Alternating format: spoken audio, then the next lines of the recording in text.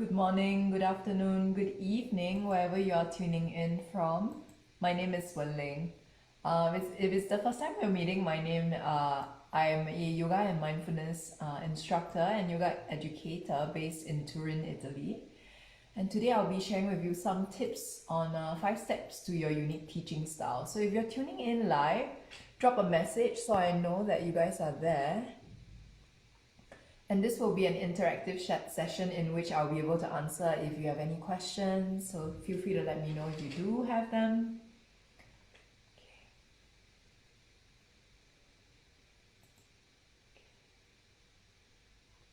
Hi Tisha, hello. Morning.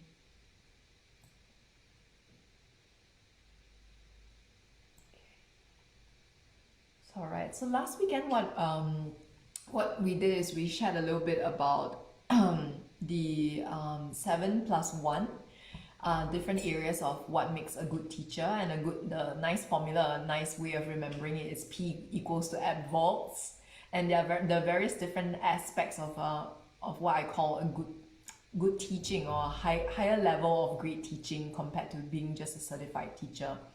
So today I thought, since many of you in the survey, what you mentioned was that you would actually like more guidance on actually how to carve your unique teaching style, because nowadays there are many yoga teachers all around, and it's not difficult to find a certified yoga teacher. So it's becoming more and more important to be differentiated, to have your own unique teaching style and your own unique teaching voice. So what I mean by this is to be able to convey or to guide whoever is on the journey with you in a very unique way that they may have never done before. And there are various different styles. So for example, a teacher could be more precise. So for example, Mr. BKS Iyengar, hi Rebecca. Mr. BKS Iyengar, for example, is an example of a style that is very precise, very focused on alignment, very specific, very meticulous. Right, and that is his approach, and what has left of his lineage as what it continues to pass on now as a style of yoga. On the other hand, we have Ashtanga yoga as well, which is a lot about rigor, about discipline, about orderliness, about forming a kind of routine and following the steps in a very step-by-step kind of way. And then we have various different styles of yoga as well. Maybe you guys are familiar with Anusara yoga or might have heard of it. This was created by a yoga teacher called John Friend, who later on had a scandal. But if we ignore John Friend and his personal story, what happens is that Anusara yoga as a branch of yoga actually grew and cultivated many other great yoga teachers who have now come and created their own styles of yoga. So they've influenced, the style of yoga has actually influenced many great teachers now, including Sienna Sherman, including, I think, what's her name? Amy Ippoliti, as well as, I can't remember, it slipped my mind. So there are actually many teachers who studied with John Friend, who created Anusara Yoga. So, and Anusara Yoga has actually its foundations rooted in Hatha Yoga. And one of my primary teachers himself, Bo, who I actually wanted to invite to be interviewed, he practices primarily and teaches primarily Anusara Yoga, which is a kind of a heart-centric Hatha, flowing Hatha practice. Okay, so enough about introduction. I wanted to understand from you guys, for your point of view, what are the key areas that you find the most difficult when it comes to approaching a unique teaching style? Just top of mind, what are you struggling with the most at the moment?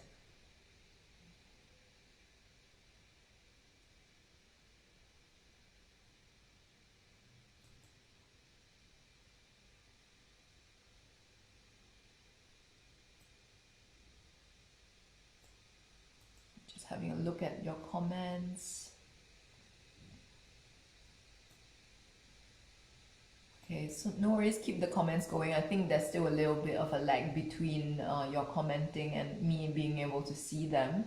So maybe I can begin. So today, in terms of the structure for the 5 steps to your unique teaching style, rather than a formula, it's more like an approach and a couple of guidelines, and some tips from my own experience, because for both of you and whoever else might be tuning in, who is not familiar with the style that I teach now, I primarily teach a style of yoga that I just call fusion flow, right? It's not really a signature style. It's just a style that I found actually works best for me, and it's integrated. No worries about that, Rebecca. It's just integrated various elements of what I found resonated deeply with me, and that actually surfaced in my own practice. Right. So the question was actually, if someone asked you, right, with regards to your teaching style, right, and you wanted to create your own unique teaching style, what do you find the most difficult? Like, how do you begin to approach this? So that was the question. And feel free to keep the comments going, so I'll just keep going. With regards to my teaching style, and a lot of the time what happens is you pick and choose the elements that resonate the best with you, and then from then on you start to kind of experiment.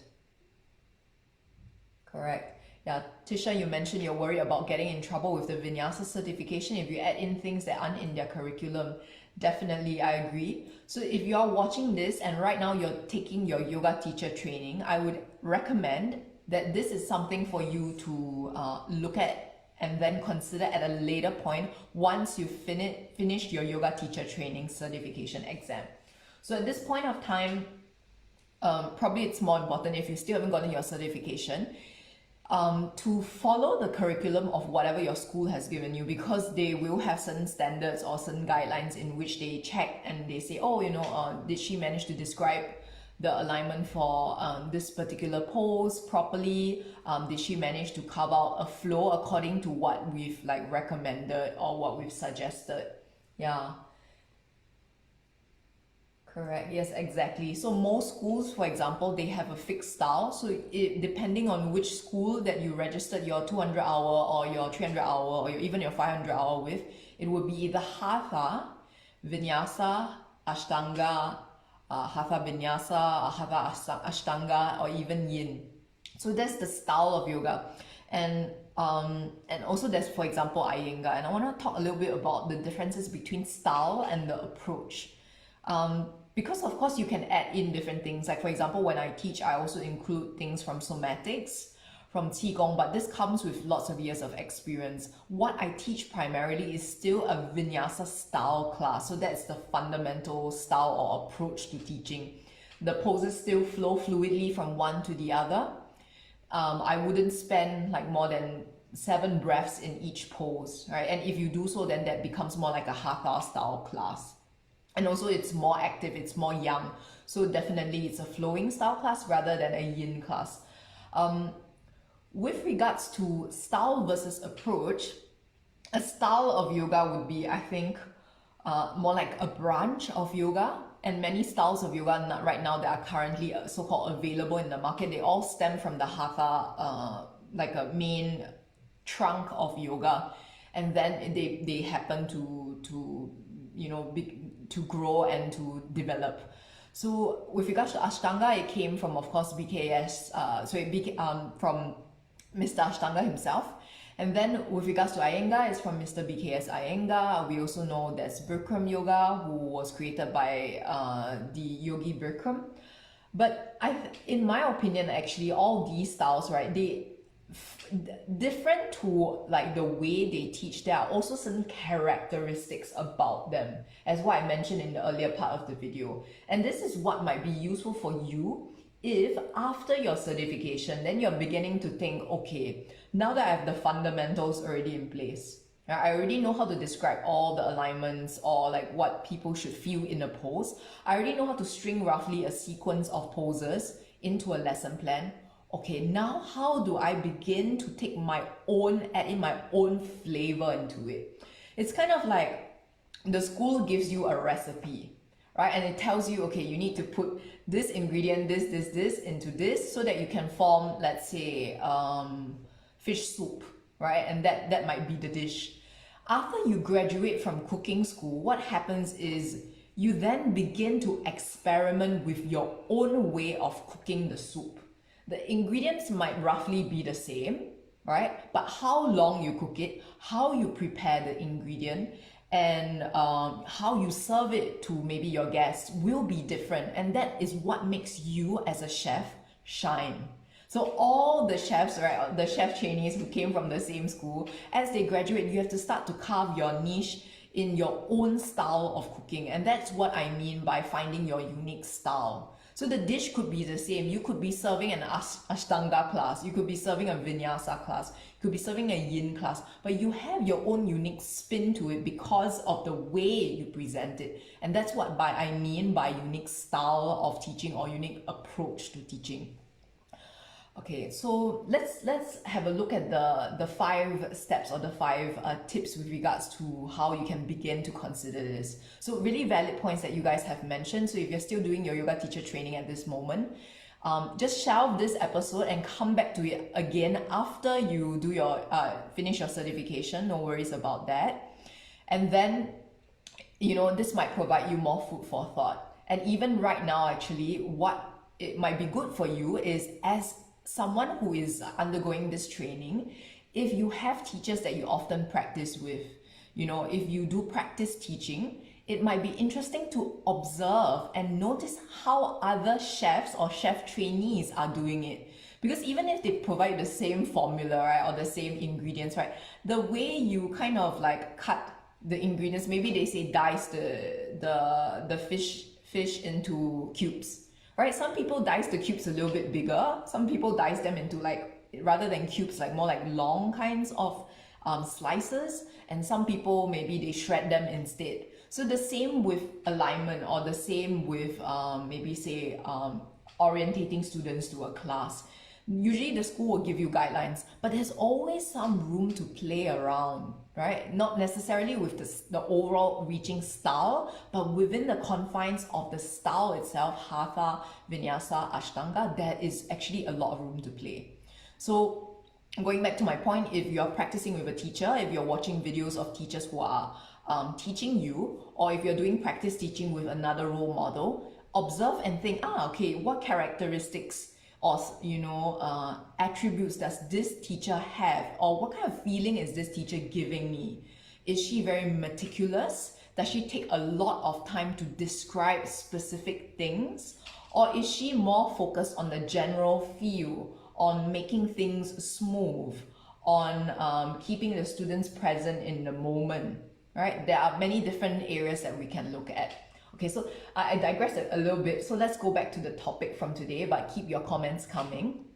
And the first step I wanted to share with you, and probably it's nothing new, is the first step itself is Satya. And Satya is, of course, one of the different, within one of the limbs of yoga. And Satya actually means truth or authenticity. And so it's teaching as you, teaching as what you know from what you have and what you're confident with. So very often as beginner yoga teachers, right, you might feel pressurized to have to teach certain poses that you are not comfortable with. I would recommend that if you are doing, maybe say even your certification exam, if there are some poses, for example, like headstand, for example, even like plow pose, unless the school has made it a requirement for you to necessarily teach the pose, if you don't feel comfortable and you don't feel prepared, and even in your own practice, you feel you cannot embody what is required to do the pose, then you can omit that and instead focus on what you know. There's already a lot of content with regards to what you know and what you can share. And instead, if you focus on those areas, this will really allow you to have that kind of confidence and clarity so that you can bring your own twist and your own flavor to it. Some other things, so there's, even if you stay within the same style, for example, let's say you teach a Vinyasa style class or a Hatha style class, which is like you stay, the poses are more stagnant, like one pose and then there's a pause, you stay for 5 to 7 breaths and then you transition to another pose without the flowing element, right?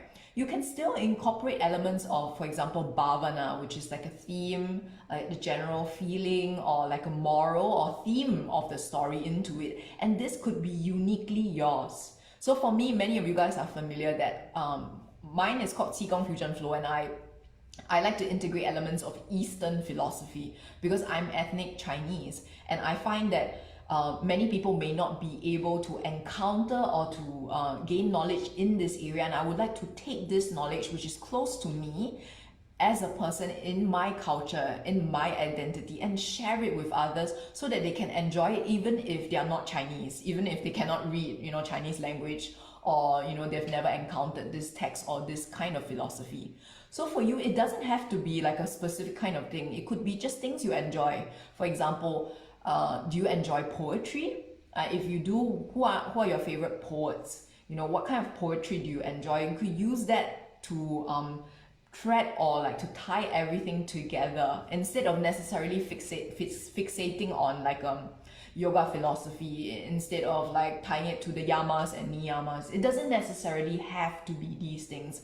We can find inspiration and we can find authenticity in like the things we enjoy and the things that resonate with us everywhere, like from life, from maybe if you like running, you can use the metaphor of a marathon, or you can use the physical experiences you have had as a runner to share that with others through the journey of yoga as well. All right. And also the other thing would be to consider, you guys have both applied for and will be likely in the courage and clarity workshop I wanted to share with you is that you can start thinking about what your strengths are. So in your other line of work, or from your life as you were growing up, right? What were the key strengths that you had? Are you particularly meticulous? Are you very caring? Are you warm? Do you have a great voice? So these are all things that you can think about, that you can use to enhance the way you teach, or make that like the selling point or your unique, we call USP, unique selling point, right, inside your class, so that it makes you special, and like other teachers or or other schools won't necessarily have that. Okay, so I'm just reading your comments. Rebecca, you said the style you're interested in is a class with present moment focus. Beautiful. Breath focus, tying into philosophy, taking time to feel alignment, how the body feels, noting what the mind is doing. Beautiful. And focusing on building awareness, right? Exactly. Poem or short reading, even at the start of Shavasana, you don't even need to begin with that poetry, because in the beginning, maybe some people, they feel like they want to move, and you like playfulness, and so you can inject humor into your classes. So there are many different styles. Some teachers are very strict. They are like, okay, yoga is very serious, it's very spiritual. Other teachers are very playful and fun. Like my favorite teacher, and who really deeply influenced my style, Bo, he was the one who shared with me that you can playfully lift your right leg up towards the sky. You can rainbow your hips. You can melt your shoulders. You can brighten and shine your heart. So there are many ways of like cueing or describing the same alignment, and you can experiment with how you want to describe it, how you want to convey this. And this is all kind of tied to Satya, which is coming from a place of authenticity. All right, let's move on to the second point. Just keep your comments coming, and I'll like have a look at that. The second one is Satya, which is actually non-stealing. All right, we say in yoga to be content with what you have and not to steal what doesn't belong to yours.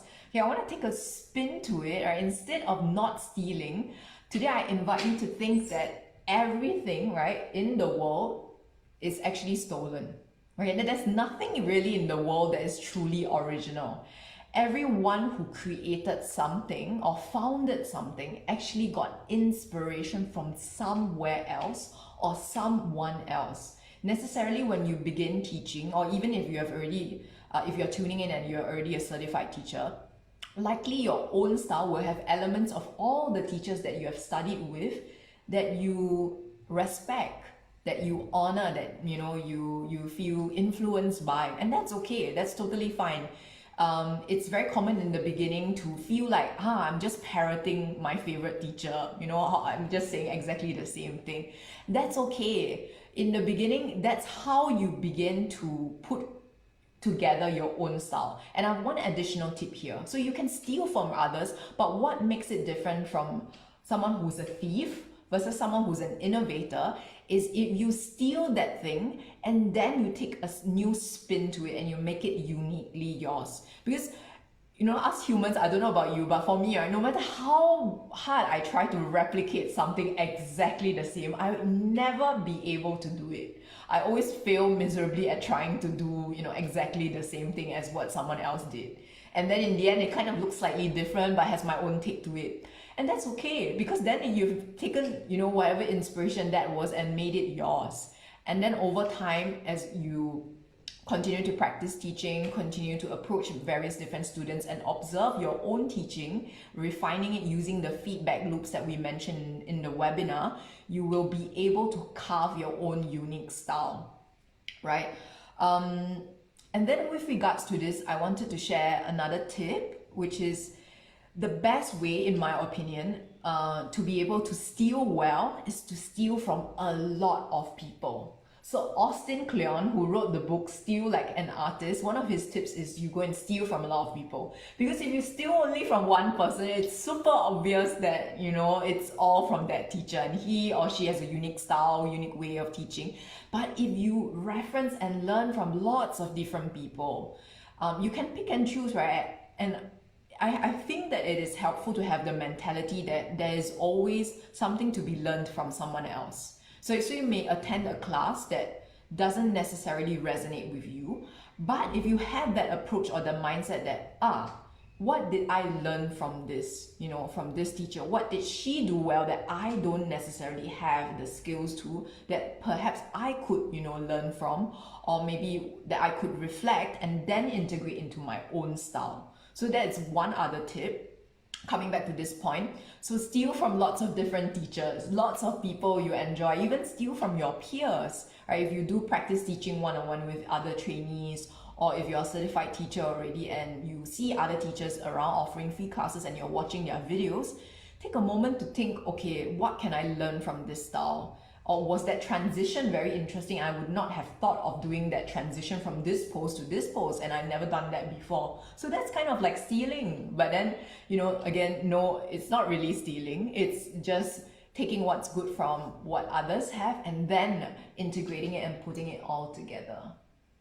All right. Tisha, you are saying that, great tip and thank you for the permission, and you listened to me with KISS. You started to mimic your favorite teachers, combine their styles.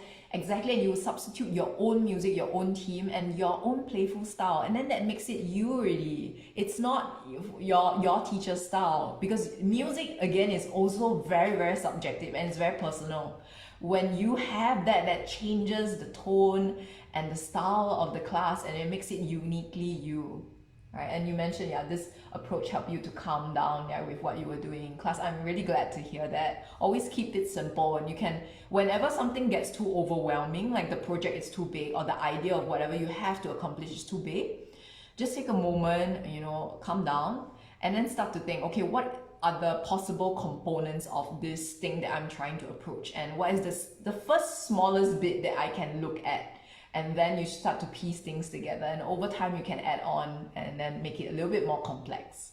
All right, let's move on to the next point. So we had Satya, which is staying true to yourself, teaching from a place of authenticity, teaching from your strengths, playing your strengths, using them as your advantages and your unique teaching style or unique teaching voice. The second was Satya, which is non-stealing, and in this case is actually steal from lots of people and then make it yours. The third point here was tapas. All right, and we know, probably you're familiar with tapas. So tapas is austerity, and it is a kind of discipline. It is just showing up every day, showing up all the time. Even on the days where you don't feel like teaching, when you feel like, I have nothing to share, my cup is empty, it's showing up and just doing the work, and maybe that day somehow something comes up. All right, so I wanted to share a quote with you from American comedian Dan Harmon, and he said, right, good writers hate bad writing, but hating bad writing doesn't make you good. Writing badly does, and the same with teaching yoga. So in the beginning, you might wince when you teach, and it's like, it just feels so bad. Just like also for a while, I was doing illustration work part-time, and when I began, I just felt like it was just not good. The work is not good. Maybe it's okay by some other people's standards, but by my own standards, I was like cringing every time I had to like submit something, even if the client was happy with my work. But it's only by going through tons and tons and tons of this kind of repetition that you actually get to the point where your work starts to become good, and the same applies to teaching. Right, okay, I'm just reading your comments. Rebecca, you mentioned this past week you started taking notes when you take a class, right? Beautiful, to note down things like phrasing, sequencing, cues. This is a great one as well, and I think, yeah, anyone who's tuning in, if you have the luxury, of course, of being able to watch a class at home, then have a book. Eric Schiffman, who is one of the greatest yoga teachers around, and he has coached and inspired lots of great teachers. He says in his Freedom Yoga teacher training manual that he actually recommends, even if you're doing your own practice, to have a journal or a piece of paper and like a pen close to you, so that while you are moving, whether it is your own practice or whether you are watching the practice of someone else and you're following that practice, if inspiration hits you and something like really deeply resonates with you in that moment, you have that spark, just take a pause and then write that down, because we won't remember. Afterwards, you might think, it's okay, I can hold it in my mind, I need to stay here. You won't, at least for me, I won't. I'm not sure about you guys. It's good to actually have that hard copy, and then at the end of whatever you were doing, you can review it and then think back to that moment and okay, yes, this was what I felt and this is what was truly inspiring to me, and how can I use this or incorporate this in my own classes, right?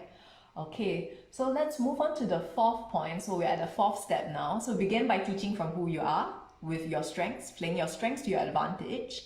And then as you do this, steal from other people, all the people that inspire you, all the things that inspire you, and then integrate them with lots of practice, just taking time, practicing, teaching anyone. So especially if you're a beginning yoga teacher, the more you teach, the better you get at teaching. And also I mentioned this in the webinar, you don't just teach. What's super important is after you teach, you have this feedback loop in which you sit down and then you reflect on whether the class went well, what went well, what things you liked, you didn't like, how you were responding at the moment, whether you made any so-called slips, like, you didn't manage to respond, or the class didn't go as how you originally planned. Why? And was that necessarily a problem?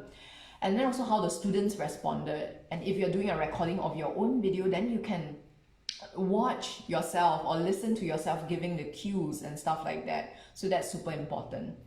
And now let's move on to the fourth point. The fourth point also takes inspiration from the yoga philosophies and the 8 limbs.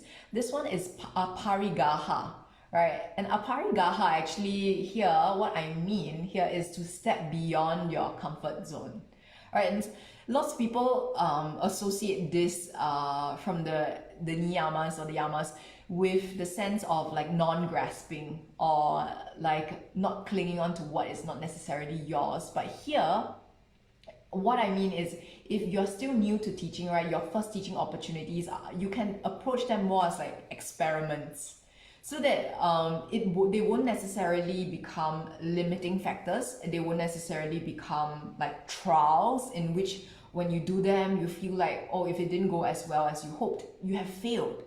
So that's kind of a mindset switch. And if you have that mindset change and you're able to see every opportunity as a chance to experiment, then it can be something fun to do and it can be exciting. And you can approach each opportunity with a curious mind, because when you're curious and you're using the right side of the brain, you can come up with more creative things. You can be able to be innovative and be able to come up with new ideas that you might not have from your own like usual kind of stereotypical behaviors, from your fixed mindset, right? And then the last step, right, after you've done all of this, is to come back to ahimsa, right? So probably you guys are already familiar with ahimsa. Ahimsa is first of the yamas and the niyamas, and it is, in my opinion, the most important. And I talk about it all the time because I just find it is so hard to embody. It is very, very important. If you can hold yourself with compassion as you continue to begin to refine your voice, refine your style, then that is the kind of benevolence that you can hold for yourself, not just as a person, but also as a teacher for others. And this changes the way you hold space, that changes the way you approach things. It also changes the way you interact and observe your students, right? Let me see. Right, Rebecca, you mentioned that experimenting approach was what you tried to bring to the student clinic when you were in massage school. That's perfect. Exactly. I think even for me, for example, having taught yoga or guided people through yoga for 5 years, this is something that I find really difficult. Coming back to the sense that, okay, I'm just experimenting. Maybe today we try something new, and maybe it goes well, maybe it doesn't. And that's okay. It's always opportunity to collect new information that so that then you can refine. If you have that kind of researcher's mind, okay, I'm like doing this experiment or this trial to see what will the outcome will be. I have a hypothesis of how it might turn out, but who knows? So many things are out of my control, right? I cannot control. I only have certain variables that are within my control. It's just like also, going back to the metaphor of cooking. If you've added a new ingredient to, let's say, your recipe, right? And it's the first time you're doing this, or maybe you're baking something for the first time and you've never done it before, it's never going to be perfect. Unless, for example, you're a super talented baker or you were very, very lucky. Usually there will be some changes or some differences that are just outside of what you could originally anticipate. But that is information for you to integrate into your feedback loop so that the next time will be better. And my husband Luca, he always says, if you think short run, right, this is where the problem is, because for you, here and now is like the final outcome and it's make or break, right? And then it becomes very critical and you become very harsh on yourself, and then you lose that opportunity to grow. Instead, if you take the long run mentality and you think, this is a marathon, I have the entire of my life to experiment, to refine, to become a great teacher, then you are never like making mistakes, because every so-called mistake is an opportunity to learn. All right, so keep the comments coming. I just want to do a quick recap because I've seen that we are a little bit behind. So the first point once again was Satya. Teach from what you have, who you are, where you are now, with the tools, with the strengths that you have and what inspires you. Second one is Asetya. Steal from many different people. Like the more the better, those people who inspire you, and then make it yours. Right? The third one is Tapas. Show up every day, just keep teaching, and as you teach, integrate, refine, reflect, and then you'll get better. Aparigaha, sometimes you have to take certain risks, right? Step outside of your comfort zone, do things that make you feel uncomfortable, try something new. Only by doing that, then you will reach that place of magic and find something unique. And the last one is Ahimsa, holding yourself with compassion and teaching from a place of knowing that you are human and we're all living. Michelle has this saying of like how, we are just divine beings having human experiences. I think that's super beautiful, and it's a great and timely reminder for me, for you, for everyone, right? Okay, so I'm just reading Rebecca's comments here. It says, yeah, it's good modeling for the class to take chances in life, definitely. The freedom of trying something new and how you deal with it when things don't go as expected. Yeah, and you mentioned you love teachers who model philosophy with their actions and their methods of teaching. Yeah, I think most students, they really love it when teachers show like the human side of them, because sometimes you might feel that this teacher, she's like a guru, someone who's like godlike, and I don't have this idea of actually what she is like in person. Is she always so perfect? Is she always so calm? No, that's not the case. There are many sides to us, and if we can show a human side of us to our students, then it also shows our students that they can hold themselves with compassion as well, right? And it is, I think, very forgiving, very kind, and being very generous to them and ourselves, right? Feel free to let me know if you have any other questions. Yeah, Tisha, you're welcome. Yeah, these steps, I think rather than steps, they're more like guidelines, and they don't necessarily flow like chronologically either, like 1, 2, 3, 4, 5. I've just called them steps because, people like the idea of like, okay, step 1, step 2, step 3, and then it's kind of like a journey that you go on. But they're more of like things to take note of and to remember whenever you are going through something difficult or you're struggling with something. Yeah. Okay, all right. Thank you so much for tuning in, ladies. Yeah, I hope you have a great day. And feel free to let me know if you have any further questions later on today. Yeah. All right. Thank you.